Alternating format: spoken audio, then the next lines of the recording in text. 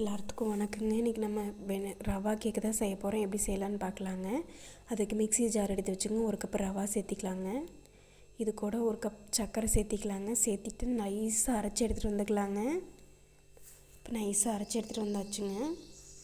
இது கூட வாசமே இல்லாத சன்ஃப்ளவர் ஆயில் ஒரு 50 கிராம் சேர்த்திக்கலாங்க. 1/2 டேபிள் ஸ்பூன் பேக்கிங் பவுடர் சேர்த்திக்கலாங்க. 1/4 டீஸ்பூன் பேக்கிங் சோடா சேர்த்திக்கலாங்க. 1/4 டீஸ்பூன் வெண்ணிலா எசன்ஸ் சேர்த்திக்கலாங்க. உங்கள்கிட்ட வெண்ணிலா எசன்ஸ் இல்லைன்னா நீங்கள் அரைக்கிறப்பவே ஏலக்காய் 2 போட்டு நான் அரைச்சி எடுத்துக்கலாங்க. இது கூட 1 டம்ளர் பால் சேர்த்திக்கலாங்க.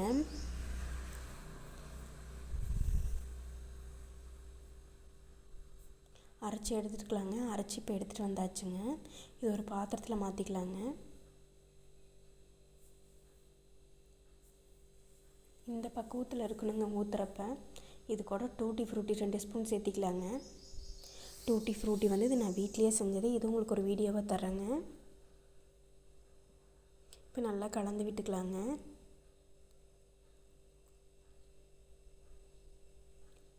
இப்போ நல்லா கலந்து விட்டாச்சுங்க. இன்னொரு பாத்திரத்தில் நான் பட்டர் ஷீட்டு போட்டு நெய் தடவி வச்சுருக்கிறேங்க. அதில் எடுத்து ஊற்றிக்கலாங்க. நீங்கள் குக்கரில் வைக்கிறதா இருந்தாங்க குக்கரை அடுப்பில் வச்சுங்க. ஒரு 10 நிமிஷம் ஃப்ரீ ஹீட் பண்ணி எடுத்துக்கோங்க. அதில் குக்கரில் கேஸ்கெட்டில் போடாமல் உள்ளே ஒரு ஸ்டாண்டை வச்சு அதுக்கப்புறம் இதை வைக்கணுங்க.